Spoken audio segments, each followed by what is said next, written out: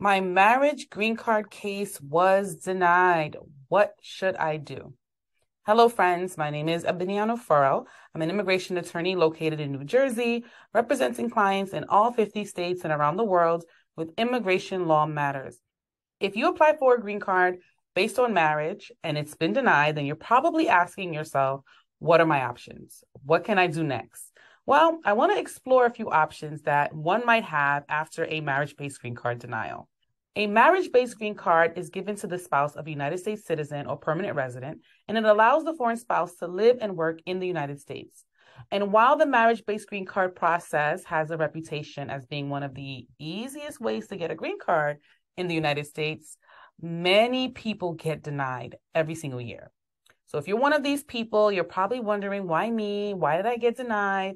It's not a good feeling. And I'm sure that a denial can lead to heartache, can lead to uncertainty and overall stress with the whole immigration process. So if you were denied, the first thing you want to do is find out why you were denied. USCIS will typically issue a NOID, which stands for a Notice of Intent to Deny. And in this letter, it will explain the basis of why you were denied for your green card.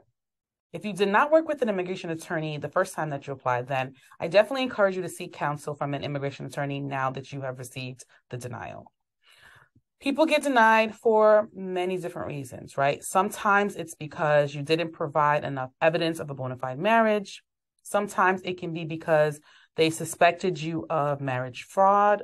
Other times it can be because the individual applying for the green card is not eligible or inadmissible, and this can be for a number of reasons, including criminal convictions. People are also denied for making mistakes on their application. I've even seen a person denied of their marriage-based green card for failure to respond timely to an RFE. Yes, RFE. RFEs are so important. So if USCIS is asking for additional information, or even if they're asking for information that you previously provided, you must still respond and respond on time. It is very crucial, and it would really suck if you were denied because you failed to respond to an RFE.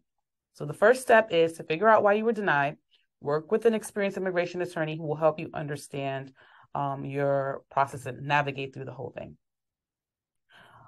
Okay, so once you know why you were denied, then your attorney will offer you different options. And today I want to talk about a few options that you could have. So the first option is to do nothing. Yes, I said nothing. So maybe you apply for this green card and you really should not have. Maybe you're inadmissible and you never would have qualified for a green card in the first place.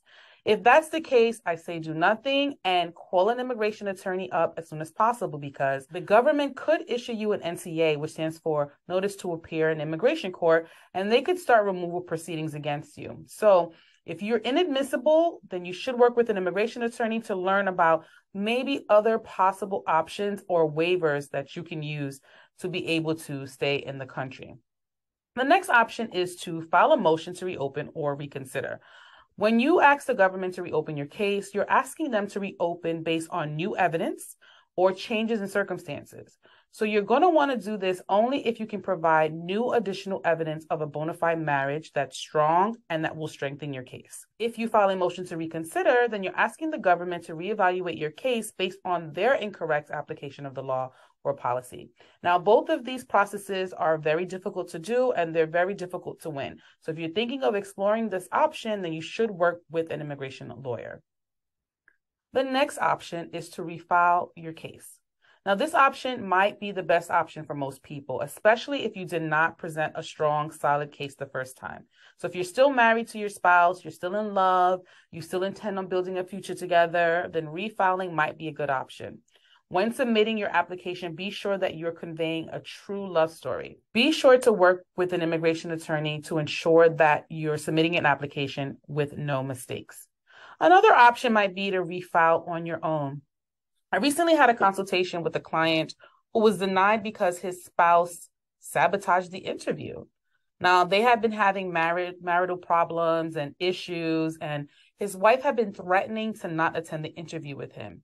And because he was so afraid that he would lose his green card, this was his only chance of getting a green card, he was so afraid that he did whatever he needed to do, according to him, to make sure that his wife was happy and that she would attend the green card interview with him. Well, she attended the green card interview with him, but it did not go well, and he ended up getting denied.